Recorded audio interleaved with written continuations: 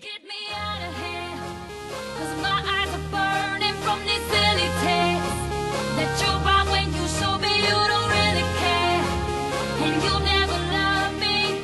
Someone get me out of this place. Hey guys, how are you? It's Michelle Bennett. Don't mind my pajama look. I was up reading a book and I couldn't sleep, and I was reading, and it prompted me to do a video blog about this topic, which is healing our inner child. So I feel like this is a subject that most people can relate to on some level, just on varying degrees. So I don't really know how to start it. Basically, I'm reading it and it just kind of hit me. We need to learn to, in order to ever heal as adults, is to learn to love the wounded child within ourselves. And by doing that, it's through having the courage and willingness to actually revisit the emotional, so-called dark night of the soul that was our childhood, that we can understand on a gut level why we have lived our lives as we have. And it's actually when we start understanding the cause and effect relationship between what happened to the child that we were and the effect it had on an adult we became that we can truly start to forgive ourselves. And it's only when we start understanding on an emotional level, on a gut level, that we were powerless to do anything differently than we did, that we can truly start to love ourselves. So basically this is the thing. The hardest thing for any of us to do is have compassion for ourselves. It's easy to give it to other people, hard to do for yourself. And as a child, you usually feel responsible for the things that happen to yourself. We blame ourselves for the things that were done to us and for the deprivations you may have suffered. And there's nothing truly at all more powerful than in this transformational process and being able to go back to that child who still exists within yourself and say, it wasn't your fault. You didn't do anything wrong. You were just a little kid. As long as we are judging and shaming ourselves, we are giving power to the disease, and we are feeding the monster that is devouring us. We need to take responsibility without taking blame, if that makes any sense. So you need to own and honor those feelings without being a victim of them. You need to rescue and nurture and love our inner children, our inner child, and stop them from controlling our lives. Stop them from driving the bus, so to speak. Children are not supposed to drive, okay? They're not supposed to be in control. And they are not supposed to be abused or abandoned. We've been doing it backwards. See, people abandon and abuse the child, but then what happens to that child is that they begin as adults to abandon and abuse the inner child in themselves. And it's locked in a dark place deep within. And at the same time, they let the children drive the bus, let the children's wounds dictate their lives. When you're 3 or 4 years old, you can't look around and say, well, Dad's a drunk, Mom is real depressed and scared. That's why it feels so awful here. I think I'll go get my own apartment, right? So our parents at that point are our higher powers. You're not capable of understanding that they might have problems that had nothing to do with yourself. So it feels like it's your fault. We form relationships with ourselves and life in early childhood. We learn about love from people who are not capable of loving in a healthy way because of their unhealed childhood wounds. So our core and earliest relationships with ourself was formed from the feeling that something is wrong and it must be me. At the core of our being is a little kid who believes that he or she is unworthy and unlovable, which is honestly the most devastating thing in the world. And that is unfortunately the foundation that we built our self-concept on.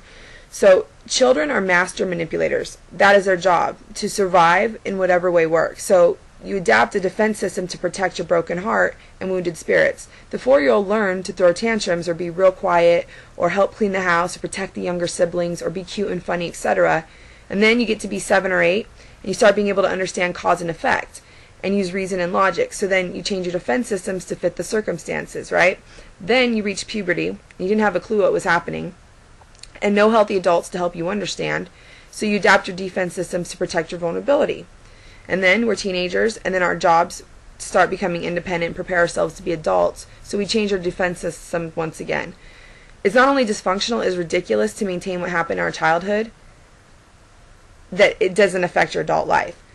You have layer upon layer of denial, emotional dishonesty, buried trauma, unfulfilled needs, etc. Our hearts were broken, okay? Our spirits were wounded, our minds programmed dysfunctionally. The choices we have made as adults were made in reaction to our childhood wounds, our childhood programming, and our lives have been dictated by our own wounded inner child.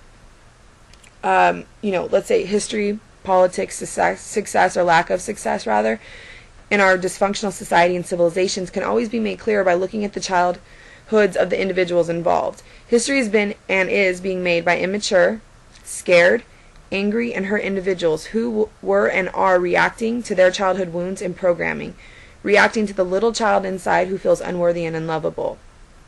Yes, it's very important. This is a very sensitive subject for me because I truly feel like I was blessed in a very loving environment, but there are things that I haven't, I'm working on healing within myself, and I see it around the people that I love the most. And it's very honestly important that we are not integrating whole being to ourselves.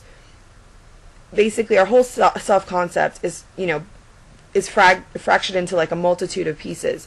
And in some instances, we feel very powerful and strong, and then in others, we feel weak and helpless. And that's because different parts of us are reacting to different stimuli, different buttons are being pushed. The part of us that feel weak, helpless, needy, etc. are not bad or wrong. What is being felt is perfect for the reality that was experienced by the part of ourself that is reacting. So perfect for then, but it has very little to do with what is actually happening in the present. So it's very important to start having compassion for that wounded part of ourselves. It's by owning our wounds that we can start taking the power away from the wounded part of us. When we suppress the feelings, feel ashamed about our reactions, do not own that part of our being, then we give it power. And it is the feelings that we are hiding from that dictate our behavior, that fuel obsession and compulsion. And codependence is a disease of extremes. Those of us who are horrified and deeply wounded by a perpetrator in childhood, and we're never going to be like that a parent, adapted a more passive defense system to avoid confrontation and hurting others. The more passive type of codependent system leads to a dominant pattern of being the victim. Those of us who were disgusted by and ashamed of the victim parent in childhood and vowed to never be like that role model adapted a more aggressive defense system. So we go charging through life being like the bull in the china shop, being the perpetrator who blames other people for not allowing us to be in control, the perpetrator that feels like a victim of other people not doing things right, which is what forces us to bulldoze our way through life. And of course, some of us go first one way and then the other, because we all have our own, like I said, personal spectrum of extremes that swing between sometimes being the victim, sometimes the perpetrator. Being a passive victim is perpetrating on those around us. The only way that we can ever be whole is to own all the parts of ourselves. By owning all parts, we can then have choices about how we respond to life. By denying, hiding, and suppressing parts of ourselves, we doom ourselves to live life in reaction. Something that I found that's very valuable in healing is to relate to the different wounded parts of ourselves at different ages of the inner child.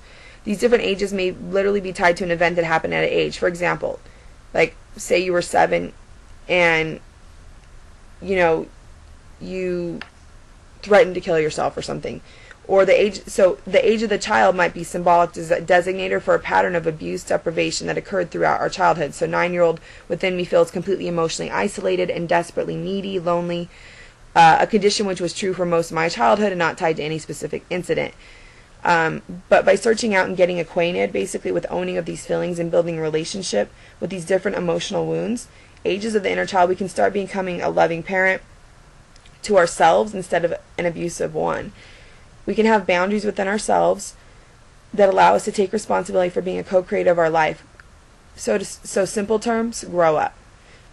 Protect our inner children from the perpetrator within, the critical parent, be loving to ourselves. Stop letting our childhood wounds control our life, so take loving action for ourselves, and own the truth of who we really are, which is spiritual beings, so that we can open up to receive the love and joy that we really deserve. It is impossible, okay, I'm going to stress this, impossible, to truly love the adult we are without owning the child that we were. And in order to do that, we need to detach from our inner process and stop the disease from abusing us, so that we can have some objectivity and discernment that will allow us to have compassion for our own childhood wounds. Then we need to grieve those wounds and own our right to be angry about what happened to us in childhood, so that we can truly know in our gut it wasn't our fault, that we were just innocent little kids. Alright, so I'm going to stop there so it doesn't go on forever. I'll do a part 2 because I have more to say, so I'll break it up in segments. Love and light to all. I will never forget. your healing hands, my love. Although my heart has stopped, swore I'd given up. Well, I will never forget your healing hands, my love.